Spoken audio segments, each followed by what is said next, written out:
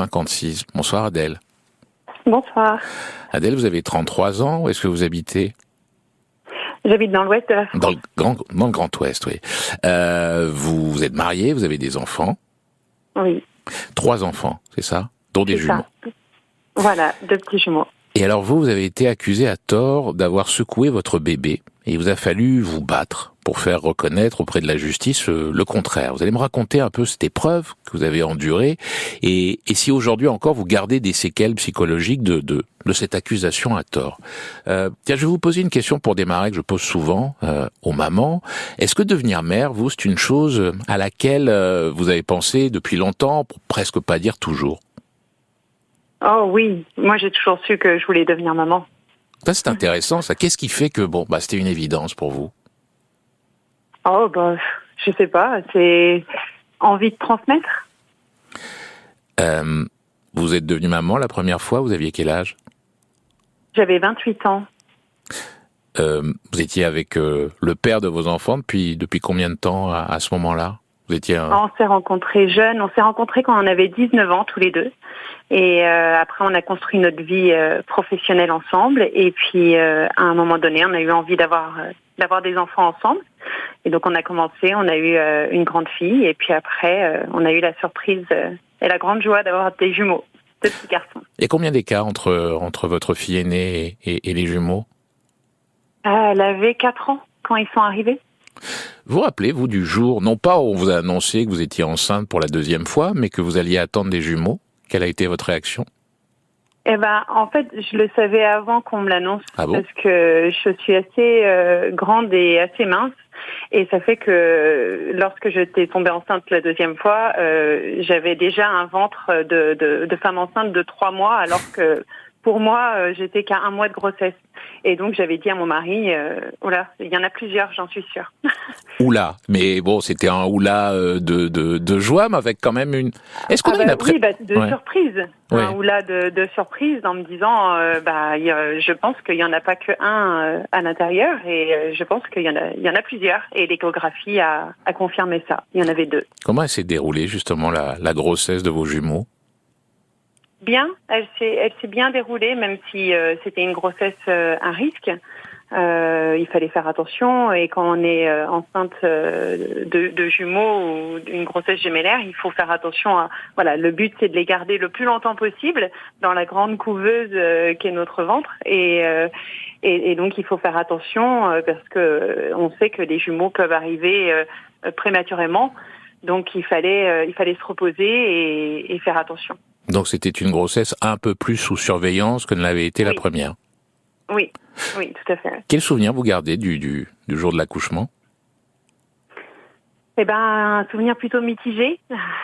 Un beau souvenir parce que c'est une aventure, une grossesse gémellaire et un accouchement de jumeaux. Ils sont sortis par voie basse.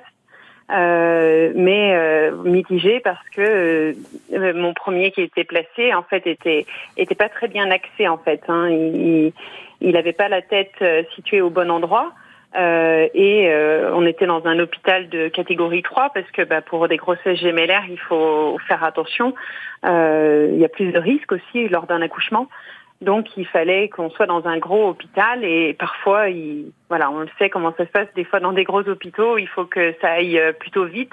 Donc il y a eu une manipulation qui a été faite par le corps médical pour remettre la tête de mon premier bien dans l'axe pour qu'il descende correctement. Et cette manipulation-là, en fait, a donné... un traumatisme crânien à mon premier, qui est sorti. Et lorsqu'il est sorti, il avait une énorme bosse sur la tête. Mais qu'est-ce que disent les médecins, justement, que ça peut arriver, que c'est pas grave, et puis ça fait partie des choses qui peuvent avoir lieu dans ce cas-là ? Ça peut arriver, on le voit souvent pendant les accouchements où il y a des pinces.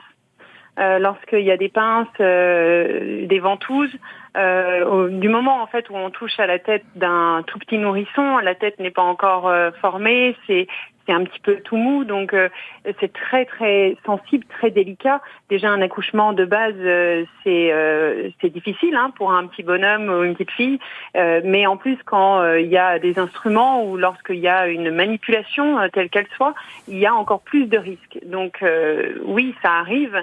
Heureusement pas à chaque fois, mais en tout cas c'était la première fois que moi je voyais un traumatisme crânien comme ça, une bosse vraiment énorme sur son crâne. Vous l'avez vécu comment? Vous avez été très inquiète ce jour-là? Oui, on l'a vu un petit peu plus tard parce qu'ils ont mis un bonnet et après on était content d'accueillir nos jumeaux, donc on était un petit peu dans une bulle d'amour, mais lorsqu'on a donné le premier bain et qu'on a retiré le bonnet, tout de suite on s'est dit il y a un problème, il y a un vrai problème quoi. C'est pas normal. Que disait justement le corps médical lorsque vous faisiez le relais de ce que vous venez de me dire, à savoir il y a un problème. Est-ce qu'il y a un problème? C'est une question que vous avez posée par exemple, ça, au début? Oui, on se posait beaucoup de questions et ils nous ont dit que ça allait se résorber. Voilà, qu'il n'y avait pas forcément grand-chose à faire, que ça allait se résorber et c'est allé très vite. Ils nous ont laissé sortir sans plus de préconisation que ça. Voilà. Combien de temps il s'est passé avant que les premiers soupçons arrivent, les premiers soupçons à votre rencontre, quant à l'état de santé de l'un de vos deux jumeaux? Quand on est rentré à la maison, le problème c'est qu'en fait ça ne s'est pas résorbé. Au contraire, ça n'a fait que de grossir. Sa bosse n'a fait que de grossir et même sa tête. Et sa tête grossissait, et vu que c'est des jumeaux, c'est assez, on peut très facilement comparer. Il y avait son frère à côté qui, lui, avait une petite tête bien ronde. Ils n'avaient pas, au niveau du poids, ils étaient à peu près pareils. Mais par contre, la tête de notre premier était vraiment beaucoup, beaucoup plus grosse. Et donc, on s'en inquiétait. Lorsque c'est une grossesse gémellaire aussi, il y a un très gros suivi post-accouchement. Il y a les sages-femmes qui passent toutes les semaines. Il y a la PMI qui vient aussi. En gros, vous voyez quelqu'un tous les 2 jours. Il y a du personnel soignant qui vient pour voir comment ça se passe à la maison. Mais est-ce que justement, fort de tout ce personnel qui passe à la maison, ils étaient prompts à vous rassurer sur l'état de santé de votre fils? Non. Non, justement, ils étaient assez inquiets et c'est eux qui nous ont dit leur inquiétude, que ça grossissait. Et donc, je leur disais, oui, moi aussi, ça m'inquiète. Donc, on a pris des photos et on les a envoyées à leur pédiatre en disant, c'est pas normal. On voit que, en tout cas, ça se résorbe pas du tout. Qu'est-ce que c'est? Et la pédiatre nous avait répondu que c'était bien dû à l'accouchement et que ça allait bientôt se résorber. Mais en fait, ça ne venait jamais. Ça se résorbait jamais. Et sa tête grossissait. Et même au niveau on a un carnet de santé pour les enfants où on note, il y a des rendez-vous tous les mois et on voyait que lui, au niveau de sa courbe, son périmètre crânien, qu'il avait passé un échelon, ça s'envolait, quoi. Mais de ce que vous me dites, vous étiez la seule ou les seuls avec votre compagnon à vous inquiéter autour de vous. Enfin, le pédiatre disait finalement tout suit son cours, c'est ça? Oui, ça suivait son cours, oui. La sage-femme était inquiète aussi. Elle était inquiète. À quel moment, donc, je reviens sur cette question, le poids de la culpabilité a commencé à peser sur vos épaules? Est-ce que déjà vous l'avez cerné dès le début, ou les choses sont arrivées progressivement, pour pas dire insidieusement?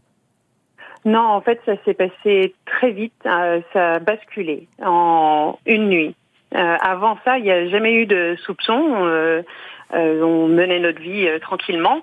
Et en fait, c'est une nuit où mon fils a fait un malaise. Il s'est réveillé à 4 heures du matin. Et il a fait un malaise dans mes bras.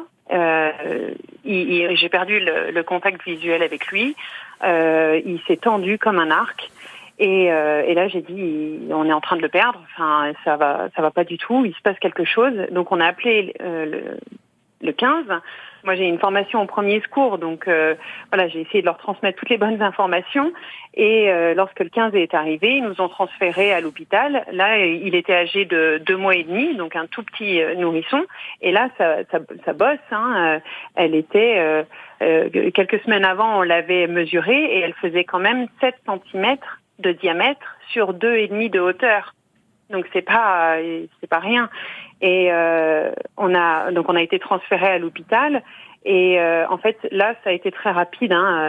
Ils ont fait en fait ce qu'on appelle un bilan, un check-up, et ils ont fait une IRM. Et lorsque l'IRM est revenue, on m'a dit c'est bon, on sait. Donc j'ai dit bon ok, on sait pourquoi est-ce qu'il a fait un malaise, qu'est-ce qui s'est passé, et qu'est-ce qu'il a. Et là, elle me dit je peux pas vous en dire plus, mais il faut absolument que vous alliez chercher son frère jumeau. Donc je suis allée chercher le frère jumeau et là en fait c'est au bout de quelques jours on nous a dit il s'est passé quelque chose, racontez-nous. Et donc là on sentait qu'il nous pose énormément de questions et jamais il répondait à nos questions. Et nous on posait des questions, on disait est-ce que c'est une maladie génétique ou qu'est-ce que c'est, pourquoi est-ce qu'il a fait un malaise? Il allait très bien, suite à son malaise il était redevenu un petit bébé tout à fait normal. Mais eux faisaient que de nous demander qu'est-ce qui s'était passé cette fameuse nuit. Donc on en raconte minute par minute comment ça se passe, l'organisation, comment on s'était organisé. Et au bout d'un moment, ils nous disent écoutez, on va vous voir. Donc on nous a emmenés dans un bureau, il y avait 3 médecins, j'étais avec mon mari. Et là, ils nous ont dit écoutez, soit votre fils, il a une maladie rare, encore méconnue, incurable, ou alors il a eu un accident. Un choc, un énorme choc, mais d'une violence telle qu'un accident de voiture à 150 km/h. Et pour dire les choses, en fait, il soupçonnait une maltraitance de votre part. Oui, mais on s'y attendait pas du tout. Enfin, même là, quand ils nous ont annoncé ça... Vous comprenez sur le moment? Non. Pas du tout. Non, d'ailleurs, je regarde mon mari et puis je lui dis, je pense qu'on va aller pour la maladie rare parce que un choc, on s'en souviendrait. Et puis la voiture, même nous, 150 km/h, c'est pas, évidemment, c'est pas un petit cognement de tête sur le bord de la baignoire. Nous, on cherchait tout. Quand on nous a dit il s'est passé quelque chose, on avait refait la nuit seconde par seconde, ce qu'on s'est pris. Puis on s'en souvient. Mais alors, Adèle, qu'est-ce qui vous fait comprendre que vous êtes soupçonnée? À partir de quel événement vous réalisez ce qui est en train de se passer? En fait, ils nous disent qu'ils vont faire un signalement.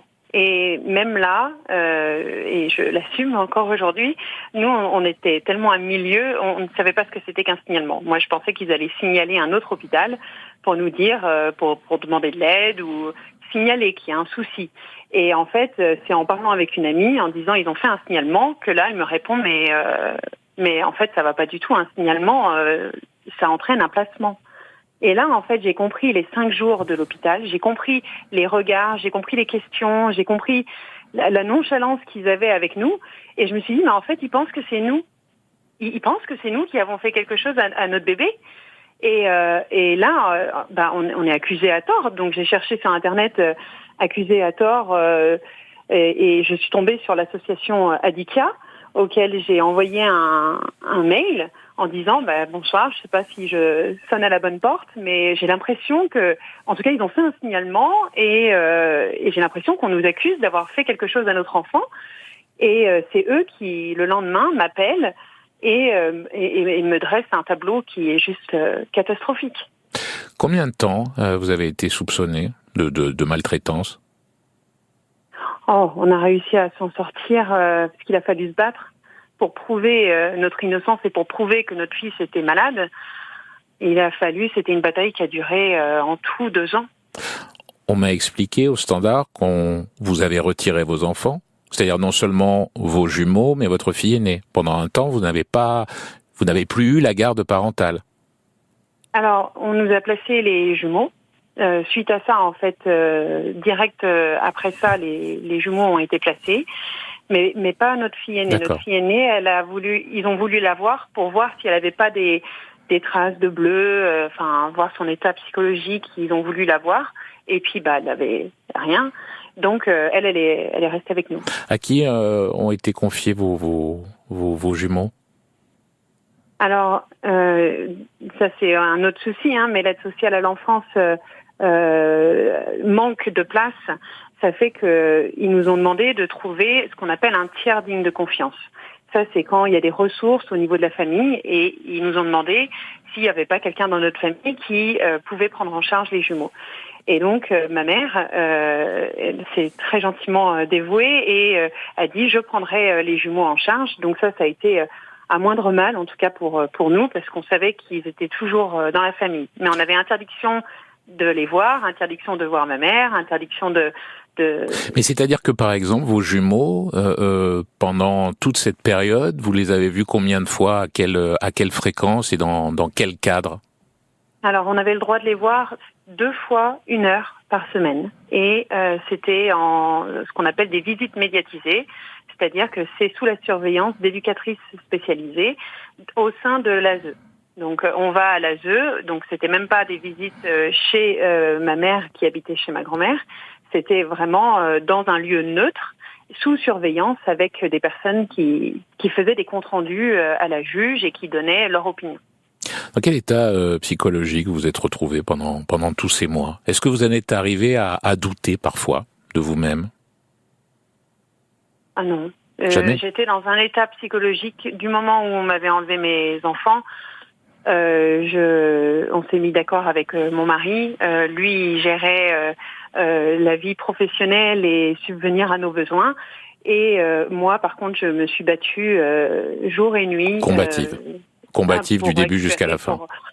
Pour en fait récupérer le dossier médical, ça c'est important. Quand on est accusé à tort de maltraitance, il faut aller chercher en fait la vérité.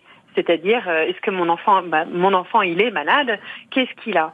Et en fait, aujourd'hui, le souci, c'est que les diagnostics, ils sont posés très rapidement et de façon certaine. Et ça laisse pas une fenêtre pour pouvoir aller voir si c'est une maladie rare ou si c'est quelque chose de rare. S'il n'y a pas d'explication, en gros, aujourd'hui, si vous allez à l'hôpital avec votre enfant et vous n'avez pas une explication de comment est-ce qu'il s'est fait un bleu ou une chute ou un os qui est fracturé ou du sang, un saignement intracrânien, s'il n'y a pas d'explication, dans ce cas-là, eux, ils posent le diagnostic de façon certaine que c'est une maltraitance. Alors qu'il y a des maladies qui sont en train d'être découvertes, il y a des maladies où il suffit d'un test génétique pour pouvoir expliquer ce que c'est, mais il faut encore pouvoir le faire. Et en 2-3 jours, en fait, c'est trop peu pour avoir un test génétique. Il nous manque du temps, il ne reste plus beaucoup de temps, mais dans ce combat qui a été le vôtre, qui vous avez trouvé sur votre chemin à vos côtés pour avancer et finir par faire éclater la vérité? Alors, plusieurs personnes, elles peuvent se compter sur les doigts d'une main, déjà des bons neurologues, des neurologues qui ont accepté de voir le dossier médical de notre fils et qui ont su dire quelle pathologie il avait réellement. Et grâce à ces neurologues-là, on a pu donner à la juge pour enfants et à la magistrate des expertises qui venaient expliquer ce qu'avait mon fils. Et aussi les autres personnes qui sont hyper importantes dans des histoires comme ça, là, c'est les personnes de l'ASE. Quand on est surveillé, quand on se retrouve à l'ASE en train de voir nos enfants, donc il y a des personnes qui sont à l'ASE qui font des rapports et qui font des notes au juge et qui sont là pour dire les capacités parentales qu'ont les parents. Et elles sont là pour dire oui, l'enfant, est-ce qu'il se sent en sécurité ou non, quels sont les gestes appropriés ou non. Et en fait, nous, dans notre histoire, vu qu'on n'est pas des parents maltraitants, on avait tous les gestes et on avait les capacités pour pouvoir avoir les enfants. Et on est tombé sur Sophie, qui était éducatrice spécialisée à l'ASE, et elle faisait les visites, et elle s'est rendue compte petit à petit, aussi grâce aux informations médicales que moi j'ai pu lui transmettre, on n'avait rien à faire là. Ça veut dire que si vous ne vous étiez pas démené comme vous l'avez fait, si vous aviez baissé les bras, aujourd'hui vos jumeaux ne seraient toujours plus sous votre autorité parentale. Oui, mais en moyenne, les placements d'enfants qui sont, en tout cas nous, dans l'association Adica, parce qu'aujourd'hui il y a plus de 1000 familles dans cette association, on est accusé à tort du syndrome du bébé secoué. En moyenne, les placements ils sont de 18 mois. Ça c'est en moyenne. Donc c'est très très long. Si on n'arrive pas à obtenir le dossier médical, de trouver des neurologues pour faire des expertises et pour prouver notre innocence, ça peut durer vraiment des mois et ça peut durer des années. Et c'est catastrophique pour des familles qui sont juste des victimes. Je précise. Et même pour les enfants. Oui. Je précise qu'il y a 1 an, de ce qu'on m'a raconté au Standard, cette affaire, la vôtre, a été classée sans suite par la justice. C'est un soulagement, j'imagine. Est-ce que vous êtes... Parfois, quand on est dans la nasse, on se dit, mais quand est-ce que le cauchemar va s'arrêter? Vous êtes demandé, vous, si un jour on allait finir par vous croire? Oh, oui, dis donc, on voit pas le bout. Quand on est pris, en fait, c'est un semi-broyeur. On est complètement broyé et on ne sait pas comment faire pour s'en sortir. Et il faut garder espoir, il faut se battre, il faut avoir du courage. Mais quand vous perdez tout, quand vous perdez vos enfants, et en plus vous êtes accusé d'avoir fait un geste mais tellement horrible. Même votre entourage. Nous, heureusement, on a toujours été soutenus par notre entourage, par nos amis, par notre famille, mais même dans la ville où vous vivez, vous pouvez être jugé, parce qu'il y en a plein qui diront qu'il n'y a pas de fumée sans feu, que c'est pas, ça n'arrive pas comme ça qu'on place des enfants, qu'il faut bien qu'il y ait quelque chose qui se soit passé. Mais non. Des fois, vraiment, vous êtes vraiment accusé à tort, et c'est ça le problème. Et donc, c'est à vous de vous battre face à tous en vous disant non, je sais que j'ai rien fait, je vais le prouver. Et surtout, il faut soigner ces enfants. Parce qu'en fait, derrière... J'allais vous le demander. Comment vont vos jumeaux aujourd'hui? Aujourd'hui, ils vont super bien. Ils vont très très bien, ils grandissent. Ils ont 2 ans et demi, ils vont faire leur rentrée au mois de septembre. Et ils sont, ce que je pourrais dire de eux quand je les vois aujourd'hui, c'est qu'ils sont plus soudés que jamais. C'est fou. Et vous, comment vous allez? Je posais la question en début d'échange, si vous aviez gardé ou si vous aviez des séquelles aujourd'hui de cette épreuve, de ce combat. Comment ça va aujourd'hui? Eh ben, après un traumatisme, il y a ce qu'on appelle le post-traumatique. C'est un peu une double ou triple peine. Mais aujourd'hui, ça va mieux.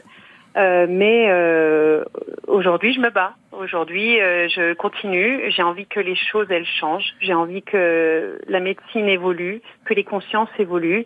J'ai envie aussi d'aider les autres familles qui sont en train de traverser quelque chose comme ça et qui vont, parce que ça va malheureusement pas se terminer si la médecine n'évolue pas, ou si on laisse pas, si la médecine n'évolue pas, mais si on ouvre un petit peu plus l'éventail, et si on se dit ça peut être autre chose. Signaler, c'est pas un problème. Le problème, c'est pas le signalement. Le problème, c'est de signaler en disant il s'est passé quelque chose, on n'est pas sûr, mais il y a un doute.